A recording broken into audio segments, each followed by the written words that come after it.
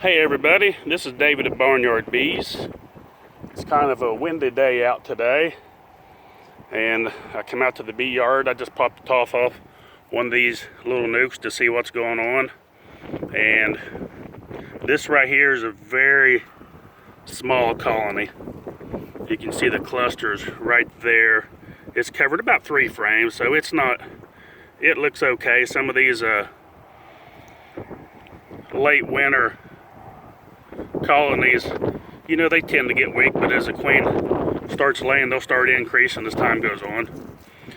Today's message, a very important message, and a message that needs to be shared and with anyone you know, and it's about saving the honeybee and what we all need to do as individuals, whether you're a beekeeper or not, things that you can do to help save the honeybee. And as you know, as many of you know, even those that's not beekeepers, that bees have been on the decline for years, and it's getting harder and harder for them to survive. And what we need to do as individuals is, if at all possible, be a beekeeper. And if you can't, an idea that some people don't think about is sponsor a beekeeper.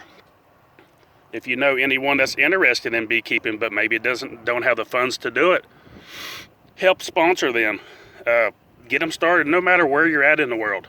I know these videos go to a lot of countries, and wherever you're at, step up and say, hey, I don't particularly want to raise bees, but if you're willing to, I'll financially help you get started.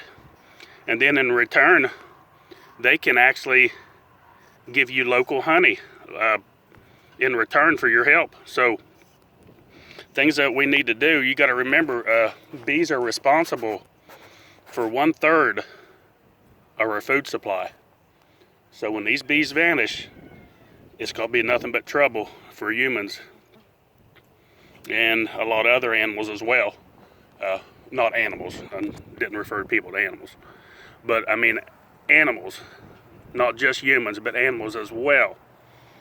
Wildlife will suffer from it because bees pollinate trees as well, nut trees that animals eat, deer and turkey and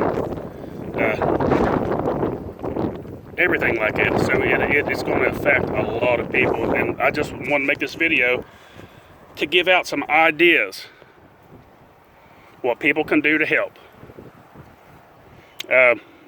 An example, if you know a beekeeper in an area, one thing, buy their honey, buy their local honey, for one thing, because it's so much better than store-bought honey. It's pure, it's clean, it's not pasteurized, and it's good for you. Help support them by doing that. And also, if you know a beekeeper and you notice if they're close to the road, and you notice they don't have signs that say do not spray, why not say, hey, I'll get you some signs to put up if you're interested, and it'll keep, because when they go to spray the roads, if they see your signs, by law they have to pass, because there's bees present. They have to pass over your property. So keep that in mind. That will work. That's something you can do to help out the honeybees. If you have a yard, so many people got to the point to where they got to have just perfect groomed yards that are nothing but growing grass, and they put out a lot of weed killer spread out, and then what it does, it kills the dandelions, it kills the clover, and then nothing but grass grows. Well, it looks good and it's pretty, but remember, when you do stuff like that, the bees suffer because of it. Bees feed on dandelions early in the year when there's nothing else blooming. Even after these hard freezes, which I thought it would kill most of the dandelions, they're still around. I walked past some a little while ago, dandelions. Clover, of course, clover's not around now, but yards that's not fertilized and pesticides put down will have a lot of clover in them. Well, look at that as a blessing. That's something that these bees feed on. They get pollen and nectar, and carry it back to the hive to multiply. And when you get rid of that, that makes your food source even less. So keep that in mind. That's another thing to remember.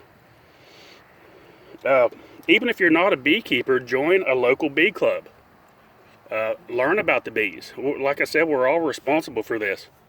And maybe you can financially step up and help them out. Or you'll find somebody there that wants to raise bees that you can sponsor. Or, you know, if at all possible, try beekeeping. And if you're afraid of bees, keep this in mind. Buy you some gentle stock of bees. Start off from the beginning with a good, gentle stock, and a good way to tell is people that are selling bees, if they put a full bee suit on, they probably don't have gentle stock of bees. Now, there's a fine line right there when you talk about bee suits, because some people may have a full bee suit on just in case because they may be allergic to them. That's understandable. But people that sell bees, and if they're constantly wearing a bee suit, those people are already acclimated to being stung, and they're wearing full bee suits, you probably don't have the most gentle stock of bees. Look for people that maybe wear just a veil or very little, and that gives you signs. Not saying that people should do that. That's just getting across to you how those bees are acting. Just like me right here with these bees right here. Okay, these are winter bees. They're supposed to be really mean. I put my hand across. Most hives would be all over my hand by now, sting me. Winter bees are the meanest, keep in mind.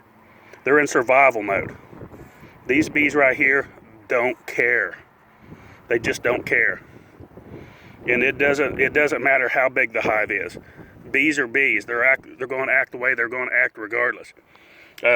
We have hives that are big, and they act the same way. No different. Another thing, stay educated, folks. You want to get into beekeeping, please start now. You've already should have started months ago, but get on YouTube. Check out some good YouTube channels on beekeeping. Here at Barnyard Bees, we have a lot of good beginner beekeeping videos. Joe May from Little Bits Honey Bee is an excellent beekeeper. Check out his videos. Stay educated. Learn how to keep bees. This is very crucial, very important. Please pass this video on to anyone you know. If any video should go viral, a video like this should go viral. This should be spread out to people on Facebook, YouTube. Anyone that's concerned should pass this video along and get people aware of what we're faced up against with these honeybees. Let's talk about treatment for just a second. If you don't treat your bees, folks, you're going to end up with a lot of dead bees. I'm not a big believer in a lot of treatment, but we use oxalic acid to treat mites, and it's completely harmless to the bees. I don't care what people say. We've used it. It works great. And that's basically about the only mite treatment that we do is with oxalic acid. Another thing is keep your mites. That will keep your mites under control. Hive beetle problems. Study up and see what you need to do to get rid of these hive beetles. There's a lot of things that you can do to help out the new beekeeper and to become a new beekeeper yourself. Encourage, at the government level, encourage towns in their parks to plant bee-friendly flowers and stuff that they can feed on to help out. That's another way to do. And the biggest thing, folks, to do is spread the word. Spread the word. And here at Barnyard Bees, we sell bees, but are we pushing these? No, we're not, because we have sold tons of bees already, so we're not hurting for sales. But you check out Joe May. Joe May's got bees for sale, and we do as well. We're a good supplier, both of us, of good, friendly stock of bees. So check us both out. Please like and subscribe on our YouTube channel. Please pass this video along to anyone you can.